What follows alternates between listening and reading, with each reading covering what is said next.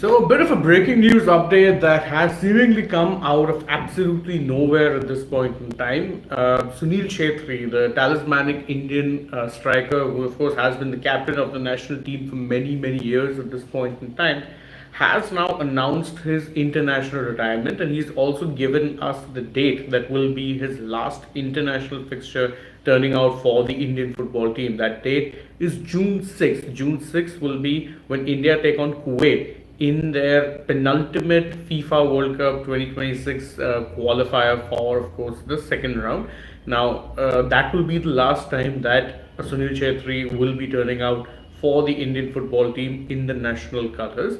He's announced this retirement. This move of his has been announced on his own social media account. He's posted a very lengthy video on his social media accounts where he's talked about what it meant when he played for India for the first time, and how it is that the boy within him, the small boy within him, never really wanted to stop playing for his country. But how is it that he came to that moment of realization that perhaps it was indeed going to be the last time? He said that recently he found himself thinking about every single first or every single major moment that he had when it came to his international career. The first time he played his debut, he's saying that the good games I had, some of the bad games, and when I started thinking about everything, is what he said. He's saying that's when I knew that it was in fact going to be time to hang up my boots, and that was when I realized that this is it. He also said that look, when it comes down to it, there's not really going to be much pressure in the last game against Kuwait, because for me, this is going to be the last few days that I'm going to be training with the Indian national team, and I'm just going to enjoy it as much as I can. And I'm going to go out there against Kuwait. It's an important game for India because again, it will ensure or be a key fixture for us going forward to help us reach the third round of the FIFA World Cup qualifiers. And then that would be it for me. Now obviously there are a couple of questions that can be asked. Is that why is it that he's retiring on June 6th and not June 11th, which will be India's last game of the second round of FIFA World Cup qualifiers?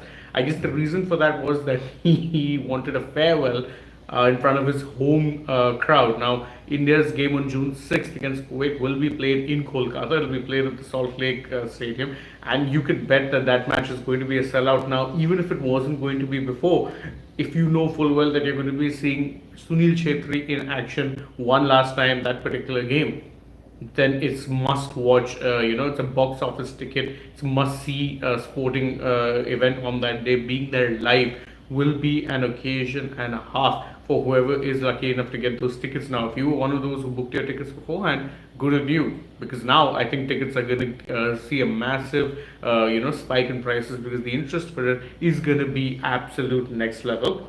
As for why this is such a big moment, I mean, Sunil Chhetri, let's be fair, when you're talking about India over the past 20, 30 years, or even if you go back before that into the 90s, the Indian national football team was always built around one prolific, forward or striker. You had Am Vijayan in the 90s, and then you had a Baichung Bhutia take over the mantle from him after that when he moved on. And once a Baichung went, then it was always Sunil Chhetri. Chhetri, made his debut early on. Early on in his career, did play alongside Bhutia, but everyone knew that once Baichung was gone, then it was always going to be Chhetri. And I think it's fair to say that Chhetri more than outlived or those expectations. He outdid even the expectations that many had from him at a very young age. I mean, this is a guy who, as of this recording, sits fourth highest on the list of international goal scorers for his country, and not for his country, in the world. In fact, if you look at it, there's only three players ahead of him, and two of them happen to be Lionel Messi and Cristiano Ronaldo. The third, who's in front of him, is Ali Day of Iran, someone who was always prolific for his nation. Chhetri is fourth in that list. The number of goals he's gotten for India, crucial goals when you're looking at Asian Cup qualifiers or making it to the AFC Asian Cup, FIFA World Cup qualifiers as well, because they're often clubbed together. And then of course those great moments you had in the small tournaments that you were playing in, whether it be the SAF Cup, whether it be tournaments organized by the AIFF like the Intercontinental Cups and the like. it's been a very strange journey for Chetri in the sense that many people would probably not give him the credit he deserves, given that a lot of those goals would have come against lower ranked opposition. But India's own ranking in that regard always ensured that they were never going to be able to play top ranked teams unless they regularly, consistently qualified for continental cups. World Cup was always out of reach.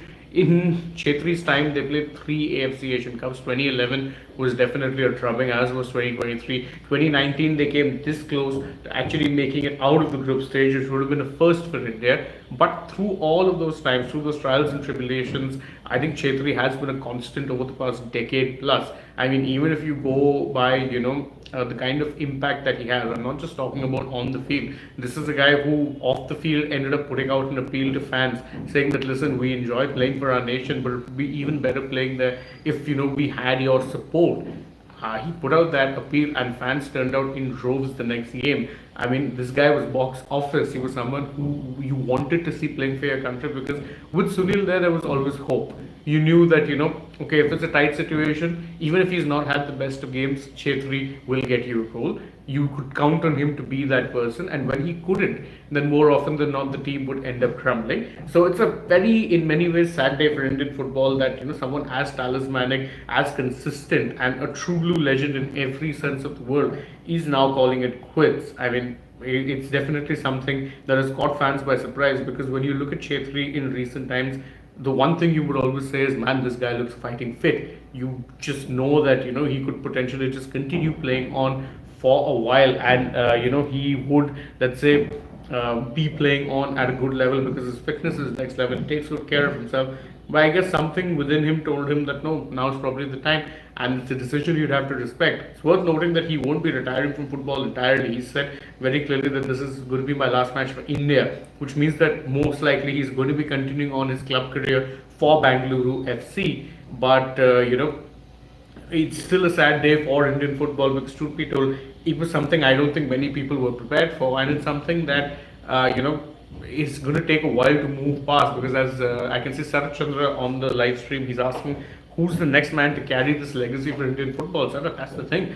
You don't know who that next person will be. When I am Vijayan was coming to the end of his career, there was a Bhutia who was already on the upswing. When Bhutia's career was winding down, there was a Chetri who was there ready. Who would be that player now? I honestly can't tell you. I mean, you don't have a striker in that regard. If your second choice striker is a Manveer Singh, and there's no disrespect to Manveer, then it tells you everything you need to know about the lack of strikers. Yes, you do have some good forwards. There's an Adanta, then there's of course Nauram Mahesh. You also have a Lalinzwala Changte, who's done really well for Mumbai City FC in the past couple of seasons.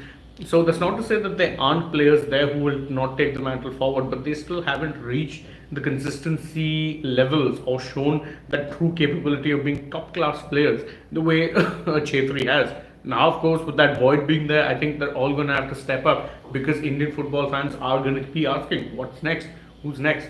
But for now, I think the best thing we can do is say thank you to Sunil Chhetri. Thank you for all those goals. Thank you for all those memories. And, go well in the next phase of your career, whatever that may be. Obviously, no more you're going to be playing for India, but it'll be fun to watch him play for Bangalore FC regardless, and be interesting to see how it is that he takes Indian football going, forward, even without being a player. I mean, this is a guy who's always said that my biggest honor was being able to represent my country and play football for my country. We know for a fact that he's madly in love with the sport. Will he do anything beyond off the field? I'd be very interested to see. But for now, all I can do is say thank you very much, Sunil, for the service, and well, enjoy retirement now, champion. That's all I can say. You guys can leave your thoughts and well wishes for Sunil Chhetri, an absolute legend of the sport for India, in the comments below. And don't forget, if you enjoy our work, like, share, subscribe, tap that bell, leave us a comment, follow us on social media. We're on Instagram, Twitter, Facebook. Don't forget to download the Sportster app, and if you're already on the channel, well, then go ahead, check out some other videos we've done as well, and stay tuned. We have other stuff coming your way as well.